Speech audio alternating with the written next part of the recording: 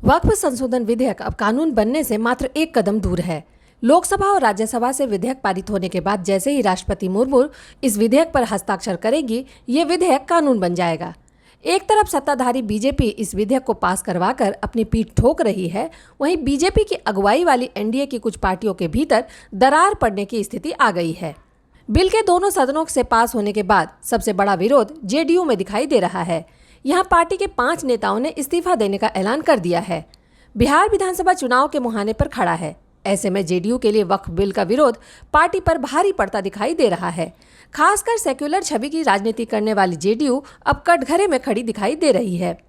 JDU के 5 नेताओं ने ये कहते हुए पार्टी से इस्तीफा दे दिया है कि उनके मना करने के बावजूद सीएम नीतीश कुमार ने उनकी नहीं सुनी और असहमति के बावजूद संसद में वक्फ बिल का समर्थन किया। जेडीयू से राजू नैयर, तबरेज सिद्दीकी, मोहम्मद शहनवाज मलिक, मोहम्मद कासिम अंसारी और अब नदीम अख्तर ने पार्टी से इस्तीफा दे दिया है। वक्फ बिल का विरोध करते हुए राजू नैयर ने इसे काला कानून करार दिया। वहीं तबरेज हसन का कहना है कि वक्फ संशोधन विधेयक का समर्थन करके पार्टी ने मुसलमानों का भरोसा तोड़ दिया है। केवल बिहार ही नहीं, उत्तर प्रदेश में भी जयंत चौधरी की पार्टी आरएलडी से मुस्लिम नेताओं के इस्तीफे की शुरुआत हो गई है। आरएलडी के प्रदेश महासचिव शाहजेब रिजवी ने आरोप लगाया कि जयंत चौधरी ने उनके साथ धोखा किया है। मुझे बड़ा दुख पहुंचा है और भरे मन से कह रहा हूं, क्योंकि कहीं ना कहीं मुसलमान आपको अपनी आंखों का तारा समझ बैठे थे और मुसलमान के दिमाग में कई चीजें थी। खासतौर से पश्चिम उत्तर प्रदेश के अंदर 10 विधायक बने आपकी पार्टी के, और कोई ऐसी सीट नहीं है जिसपे मुसलमान अच्छा खासा वोट बैंक ना हो, निर्णायक वोट बैंक ना हो, और मुसलमान ने वन साइडेड वोट किया, आपको 10 विधायक बनाए। आप सरकार में जो बैठे हैं सिर्फ इसी वजह से बैठे, आपके पास 10 एमएलए हैं।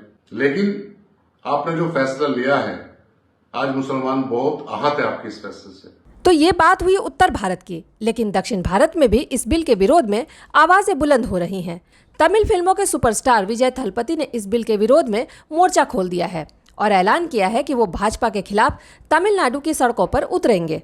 आपको बता दें कि थलपति विजय साउथ सिनेमा के ऐसे स्टार हैं जो अपनी एक एक फिल्म के लिए 100-100 करोड़ की फीस लेते हैं, लेकिन हाल ही में उन्होंने सिनेमा के पर्दे से बाहर निकलकर राजनीति में आने का फैसला किया है। थलपति विजय पिछले 1 साल से इंडिया गठबंधन के साथ हैं और अब पूरे दमखम के साथ वक्फ बिल का विरोध करने के लिए सड़कों पर उतर आए हैं। दक्षिण भारत में थलपति विजय की बड़ी फैन फॉलोइंग है, जिसे देखते हुए माना जा रहा है कि इस बिल के खिलाफ दक्षिण से भी बड़ा विरोध देखने के लिए मिल सकता है। Bureau report, the Bharat now.